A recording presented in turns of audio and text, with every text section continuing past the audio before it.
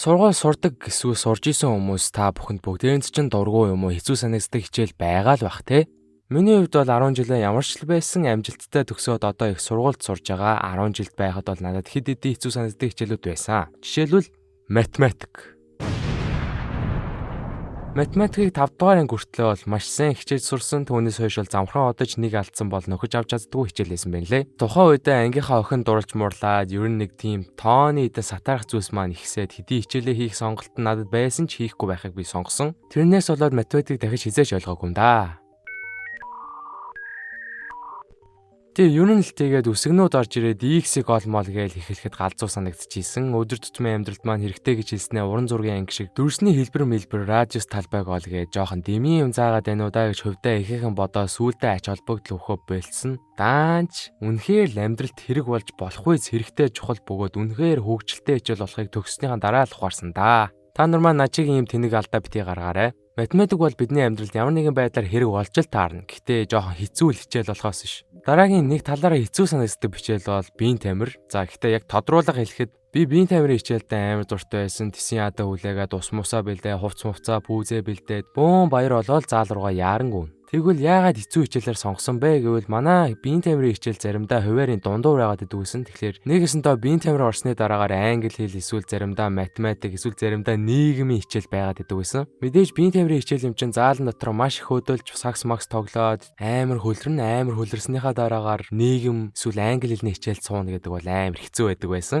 Яг биеийн тамирын хичээл нь хэцүү бол биш. Харин биеийн тамирын хичээлээс гарч байгаа үр дүн нь хэцүү байсан. Надтай санал нийлэх хүмүүс бас байгаа илүү дээ те. Дараагийн хамгийн хэцүү санагддаг байсан хичээлүүдийн нэг бол хим.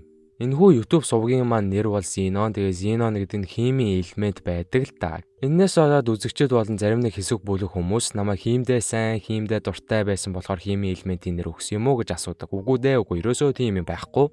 Яг юу болсон гэвэл би химдээ муу байсан болохоор хичээл дээр уйдаад хийх юм олдохгүй сууж агаад YouTube-ийн нэр хайгаал нэрэ манай темплет найз маань химийн элементүүд сонгочвол болдог гэж хэлж ирсэн шүү дээ гэж санаад химийнхээ номыг эргүүлж хойтлын элементүүдээс нь Xenon гэдэг нэрийг сонгож авсан.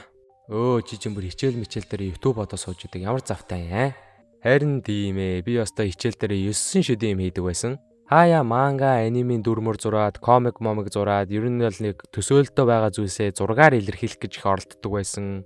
Утас хаяа хураахгүй өнгөрчих юм бол NBA тоглолт утсан дээр оруулчаа ширээнийхэн доор эсвэл хаяа пеналын дотроо ийгээд үзээ суудаг байсан.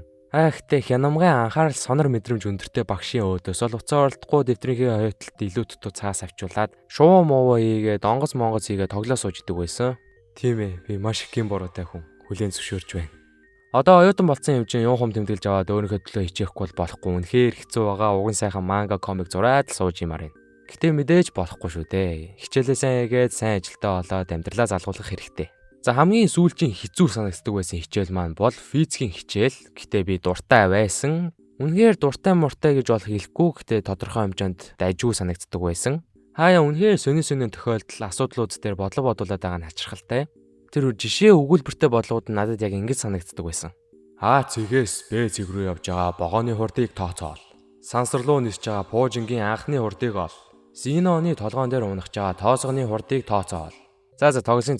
Гэтэ та нар миний хэлэх гээд байгаа санааг ойлгож байгаа юм тест. Айгүй рандом буюу санамсаргүй утгагүй асуудлуудын учрыг тайлаад байдаг. Тэр аимшигтай бодлогонууд миний гамшигт тархин доторх илүү дутуу бодлоодыг хамаа намаагүй самраад юу ч хийх хүсэлгүй болгоод хайчаад идэг байсан юм аа. Эннээс бусдаар бол хичээл бол бидэнд хэрэгтэй маш их зүйлсийг заадаг. Гэтэ уг нь хичээлд явах бол өөр их гоё зүйл штэ. Зөндөө насан туршийн найзуудтай болох боломжтой, хүмүүсийг хэрхэн өдөр тутамд айшилж ямар үйлдэл гаргадгийг харах боломжтой, зөндөө олон үн цэнтэй мэдлэгийг суралцах боломжтой, өөрийгөө хэн гэдгийг олох боломжтой. Уг нь амар гоё. Зүгээр өдөр болгон давтамжтайгаар ирцээрээд гэрийн даалгавар хийх ёстой, шалгалтаа сайн өгж дөнгөө өндөр гарахгүй бол болохгүй хэмээн өөртөө том зорилтуудыг бий болгоод тэрнээсээ дарамт шахалт аваад хичээл муухай санагдаад байд юм шиг санагдсан. Энэхүү бичлэгээрээ би юу хэлж ойлгуулахыг хүссэн бэ гэхээр арай өөр үнцэг, арай өөр зүгээс хичээлд явахыг хараад эхэлвэл магадгүй хичээл гэдэг тийм ч муу санагдахгүй байх. Хүн болгонд л дуртай хичээл, дургүй хичээл, хэцүү хичээлүүдэд байгаа. Гол нь бид нар өөрсдөө сөрөөж чадхаараа суралцаад ямар нэгэн шалтгаан тавилгүй үргэлж урагшаа тэмүүлэх хэрэгтэй. Бүгдэнд нь хичээл сурлагын өндрөөс өндөр амжилт төсөй та нар чаднаа. 10 жилээ давцсан, оюутан жилээ давцсан, ажилчин ангийнхан байвал та нарын ажилч гэсэн амжилт төсөй үргэлж урагшаа тэмүүлээрэй guys. Би та нарт бүгдэнд чи итгэж байна. Та нар чаднаа. Энэхүү бичлэг таалагдсан бол лайк болон subscribe товчоо заавал дараарай. Дараагийнхаа сонирхолтой бичлэгээр уулзтал түр баяртай.